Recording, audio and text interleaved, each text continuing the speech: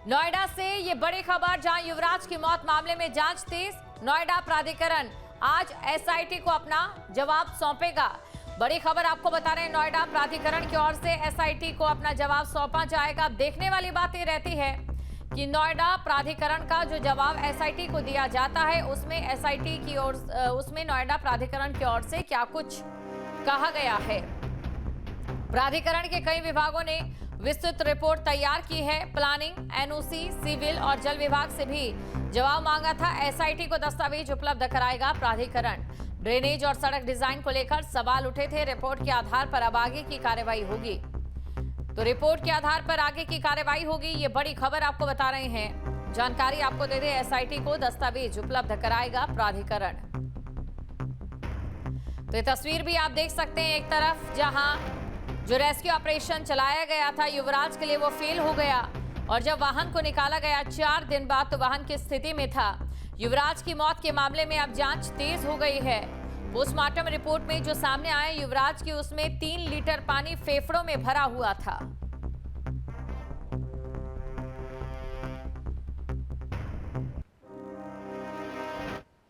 और नोएडा से बड़ी खबर, जहां इंजीनियर मौत मामले में एक और एफआईआर दर्ज। बिल्डर और ठेकेदार समेत 5 लोगों के खिलाफ केस दर्ज। पर्यावरण संरक्षण और जल प्रदूषण अधिनियम के तहत केस दर्ज। तो ये बड़ी खबर आपको बता रहे हैं, एक और अतिरिक्त एफआईआर दर्ज की गई है। और इस एफआईआर की हम बात करें तो इसमें कई चीजें शामिल हैं। पर्यावरण संरक्षण और जल प्रदूषण अधिनियम के तहत केस दर्ज किया गया। तो बड़ी खबर आपको बता रहे हैं, एफआईआर में बीएनएस की धारा 290, 270 और 125 भी जोड़ी गई है। थाना नॉलेज पार्क पुलिस ने एफआईआर दर्ज कराई है। तो थाना नॉलेज पार्क पुलिस ने एफआईआर दर्ज करवाई। ये बड़ी खबर आपको बता रहे हैं, बिल्डर और ठेकेदार समेत 5 लोगों के खिलाफ केस दर्ज किया गया। पर्यावरण संरक्षण और जल प्रदूषण अधिनियम के तहत केस दर्ज किया है। एफआईआर में बीएनएस की धारा 290, 270 के तहत केस दर्ज किया गया है।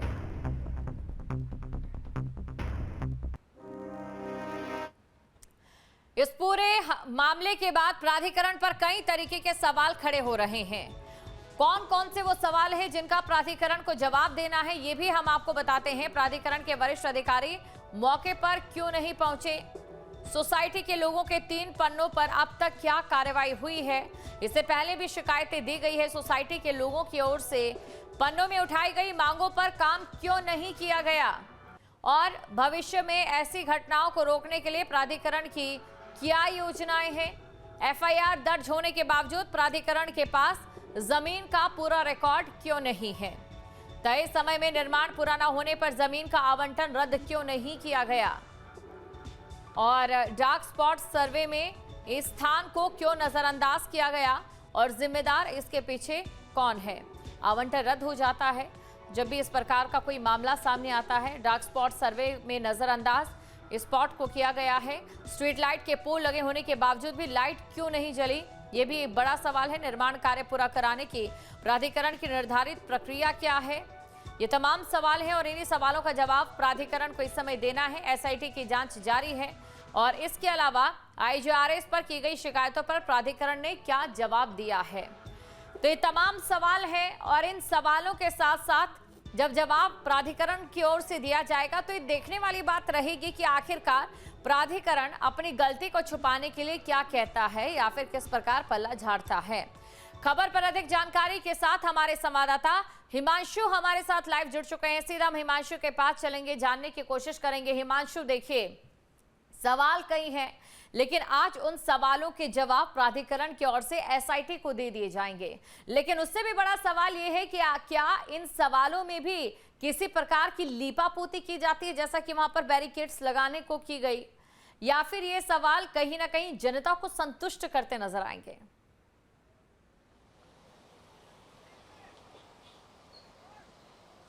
और बिल्कुल देखिए, आपने बिल्कुल सही सवाल पूछे हैं और उन सवालों के जवाब आज नोएडा प्राधिकरण के जो अधिकारी हैं उनको देने होंगे। जो एसआईटी टीम है उनको तमाम सवालों को लिखित तौर पर सौंपना होगा। 2 पन्नों की पूरी जो रिपोर्ट मांगी गई है, उस रिपोर्ट की पूरी जांच रिपोर्ट जो नोएडा प्राधिकरण के अधिकारियों ने की है वो सबमिट करनी होगी और देखना होगा क्या कुछ जवाब दिए जाएंगे। क्योंकि सवाल ये भी था कि आईजीआरएस लगातार जब डाली गई थी सोसाइटी के लोगों के द्वारा तो उन पर क्या रिप्लाई रहा, इसका जवाब भी उस रिपोर्ट के अंदर सम्मिलित किया जाएगा, क्योंकि पहले ही इस पूरे मामले में नोएडा प्राधिकरण के जो सीईओ हैं लोकेश एम, उन पर कार्रवाई हो चुकी है, उन्हें प्रतीक्षारत कर दिया गया है।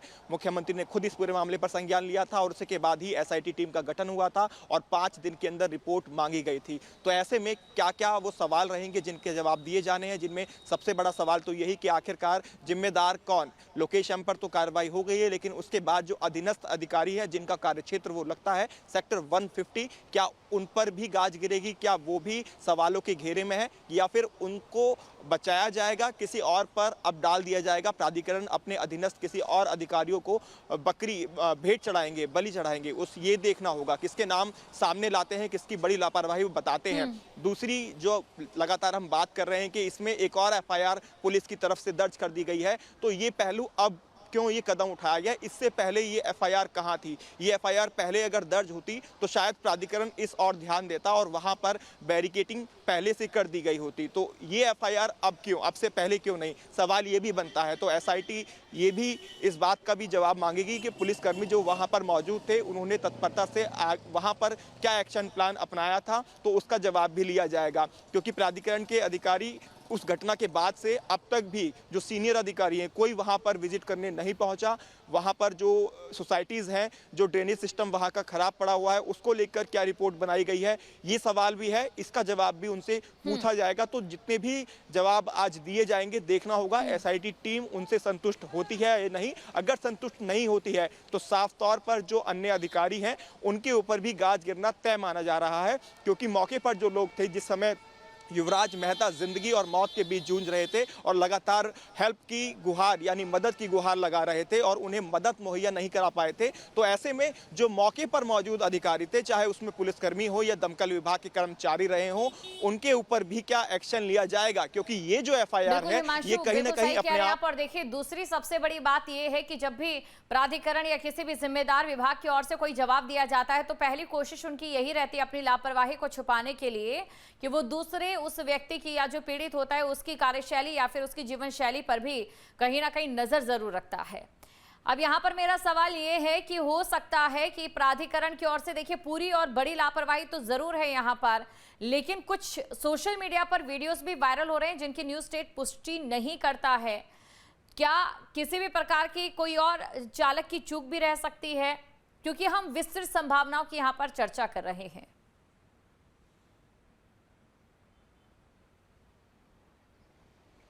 देखिए, अगर हम किसी के निजी जीवन पर बातचीत करें तो सभी का अपना एक प्राइवेट पार्ट होता है, उनकी लाइफ होती है, उसको कैसे जीना चाहते हैं और कैसे उसको जी रहे हैं, तो उस पर हम नहीं जाते हैं। लेकिन अगर कोई गलती किसी से होती भी है, चाहे वो मामला सोशल मीडिया पर जो वायरल फिलहाल वीडियो युवराज मेहता को लेकर हो रही वीडियो की अगर हम बात कर लें, उसको भी अगर हम देख लेते हैं, तब भी प्राधिकरण के अधिकारी अपने आप को जस्टिफाई नहीं कर पाएंगे। उसके पीछे की बड़ी वजह यह है कि जब कोहरा था और कोहरे के बाद ये हादसा होता है, उसके बावजूद भी 1 घंटा 45 मिनट का वो टाइम पीरियड था, ड्यूरेशन था कि उस दौरान उसको बचा लिया जाए। या इससे पहले भी हम चले जाएं, 31 दिसंबर वो दिन था जब एक ट्रक वहां पर गिरा था। तो 31 दिसंबर पर जब ये हादसा हुआ था, तो उसके बाद भी प्राधिकरण की नींद क्यों नहीं टूटी? उसके बाद वहां पर कोई एक्शन प्लान क्यों नहीं लागू किया गया? वहां पर कोई बैरिकेडिंग क्यों नहीं की गई? और जब ये हादसा हो गया तो उसके बाद अब वहां आप जाकर देखेंगे तो पूरी तरीके से तस्वीर वहां की बदली हुई है।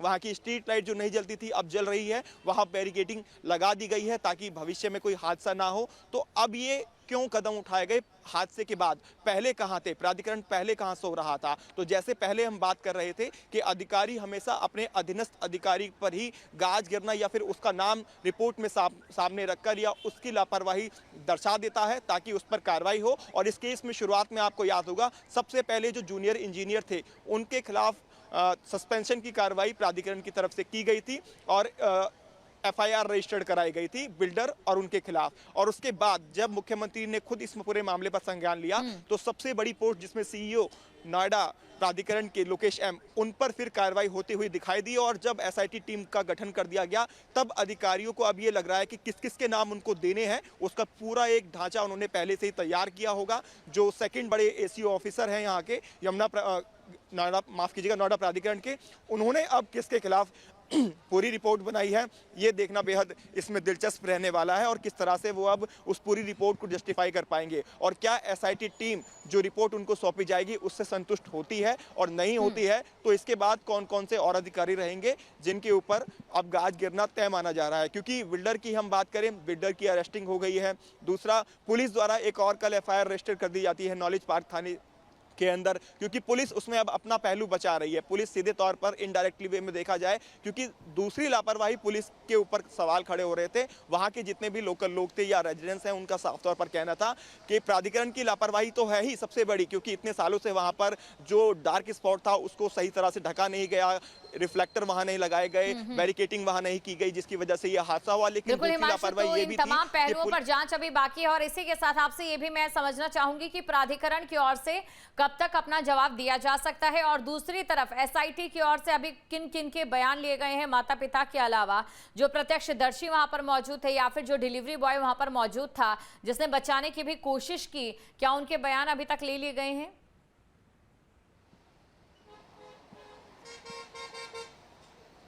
और बिल्कुल देखिए, ये सारी जो जिम्मेदारी थी ये नोएडा प्राधिकरण के अफसरों को दी गई थी और एसआईटी टीम नोएडा प्राधिकरण के जो अधिकारी हैं, जो उनका कार्यक्षेत्र आता है, उन सभी से इन सवालों पर जवाब मांगेंगे और किस किस के बयान उनमें दर्ज किए गए हैं। दरअसल अब तक जो जानकारी मिली है, तकरीबन 1 दर्जन से ज़्यादा बयान अब तक नोएडा प्राधिकरण के जो अधिकारी हैं उन्होंने लिए हैं और उसके बाद एसआईटी टीम को उन बयानों के बारे में बताया भी गया है और वही रिपोर्ट अब तैयार की जा रही है। उसमें जो कार्यक्षेत्र आता है, यानी जो एई हैं, उसके बाद जो ओएसडी हैं, उनके बयान भी लिए जाएंगे, जिनका ये कार्यक्षेत्र आता है कि जब आपको आईजीआरएस पर लगातार शिकायत मिली थी तो उसका रिप्लाई आपने किस तरह से किया, क्योंकि आईजीआरएस वो पोर्टल माना जाता है जिसमें 24 से 48 घंटे के अंदर जो समस्या इलाके के लोगों को झेलनी पड़ती है उसका समाधान कर या उसका वैकल्पिक बताया जाता है कि इस पर ये एक्शन लिया गया है। तो क्या एक्शन लिया गया, क्या रिप्लाई उन पे किया गया, क्या रिवर्ट किया गया, ये सारा एक्शन प्लान क्या कुछ किया गया, उसमें एसआईटी की जो रिपोर्ट है उसमें बनाकर तैयार किया जाएगा और फिर जब एसआईटी टीम जो कि मेरठ मंडलायुक्त के